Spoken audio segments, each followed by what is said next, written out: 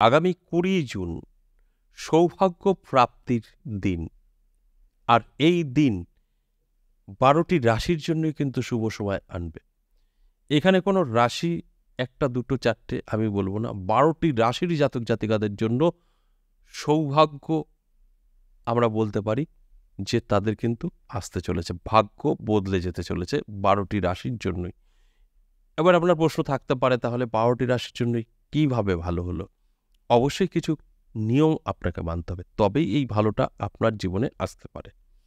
নিয়ম না মানলে কিন্তু খুব একটা ফল পাবেন না, তবে অবশ্যই পজিটিভ থাকে। এই ২০ জুন বছরে একবার আমরা পেয়ে থাকি, অত্যন্ত শুভ এই ২০ জুন। আর এই ২০ জুনে এই ১২টি রাশি যদি মনে করে তাদের দুর্ভাগ্য দূর করতে পারে, সৌভাগ্য বৃদ্ধি করতে পারে। এই সৌভাগ্য বৃদ্ধি কিভাবে করবে আমি বলে দেব। যে করবে সে সেই ফল পাবে। আপনার ধরুন যে কোনো একটি রাশি, আপনি কিছু করবেন না, শুধু রাশিটা আপনি শুনে নিলেন ১২টি রাশির জন্যই ভালো। আপনার ভালো কিছু হবে এটা আশা করবেন না, কিছুই হবে না যতক্ষণ না আপনি এই ক্রিয়া বা এই নিয়মটা মেনে চলবেন।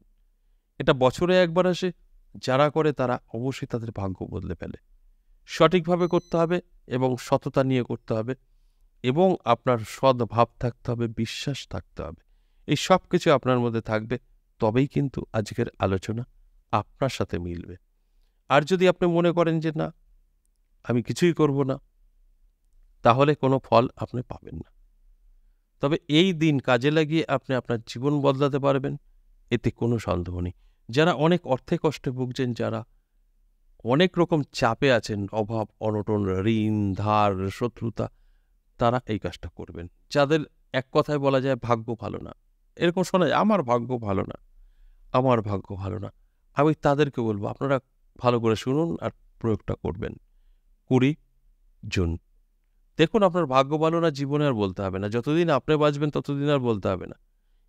এবং আপনার যা মানে ব্যাংক ব্যালেন্স বা প্রপার্টি হবে, সেটা আপনার পরের প্রজন্ম সেটা নষ্ট করতে পারবে না, এত পরিমাণে জমতে পারে। এত ভালো একটা নিয়ম যদি আপনারা মেনে চলতে পারেন, এই ২০ জুন ভাগ্য বদলে যাবে। ঠিক তার দুদিন পরেই কিন্তু আমরা আমাবস্যা পাচ্ছি, সেখানেও কিন্তু অনেকটাই পজিটিভিটি আমাদের মধ্যে প্রবেশ করবে। এছাড়া আমি আপনাদের যে তথ্যটা এর আগে কয়েকটা ভিডিওতে দিয়েছি, ঠিক এই অমাবস্যাতে আমি থাকছি না, থাকবো কামাখ্যা, এবং কামাখ্যায় প্রচুর হোমযজ্ঞ বা অনেক কিছু করার আয়োজন আছে, সেগুলো তো হবেই।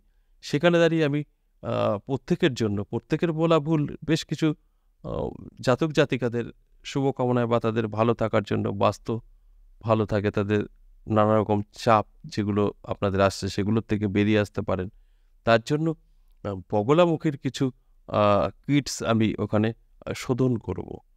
সেই কিটসগুলো যারা নিতে চান তারা অবশ্যই হোয়াটসঅ্যাপে যোগাযোগ করে রাখবেন। এর বুকিং এখন হবে না, ঠিক এটা ২২ তারিখের পরেই হবে। আগে ওখানে রেডি হবে, তারপর থেকেই হবে। তবে আগে থেকেই আপনারা বুকিং করাতে পারেন। আর এগুলোর অনেক হিউজ পরিমাণে কোনো অর্থ লাগবে না, শুধু খরচটা নেওয়া হবে এবং এই মূল্য আপনারা দিতে পারবেন না। দিতে পারবেন না কেন বললাম? এর মূল্য মানে কোটি টাকার থেকেও বেশি, সেই কারণে বললাম। আর এর মূল্য নেওয়া হবেও না, জাস্ট খরচটা নেওয়া হবে।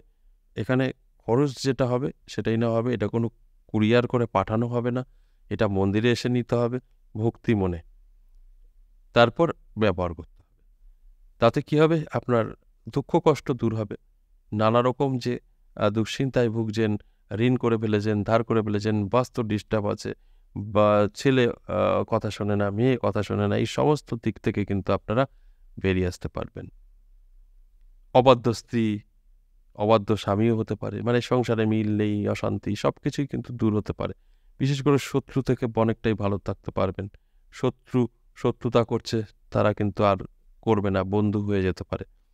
তাই এই ধরনের কাজগুলো কিন্তু হবে। যাই হোক, যে বিষয় নিয়ে আলোচনা করছি সেটায় পৌঁছে যাই।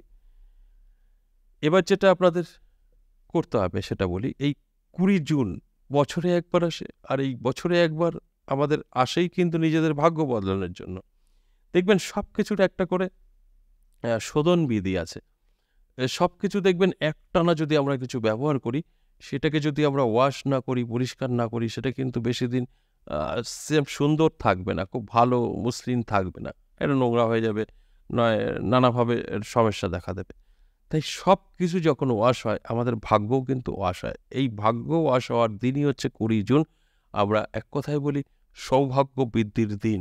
এই সৌভাগ্য বৃদ্ধির দিন অটোমেটিক হবে না। এই দিনটা তৈরি হয়েছে আপনার দুর্ভাগ্য দূর করতে পারবেন, মানে ওয়াশ করার দিন। ওয়াশটা করতে হবে, অটোমেটিক তো ওয়াশ হয় না। আপনার বাড়ির জামা কাপড় কি অটোমেটিক ধোয়া হয়ে যায়? আপনি নোংরা করে রাখবেন, অটোমেটিক হয়ে যাবে? হবে না।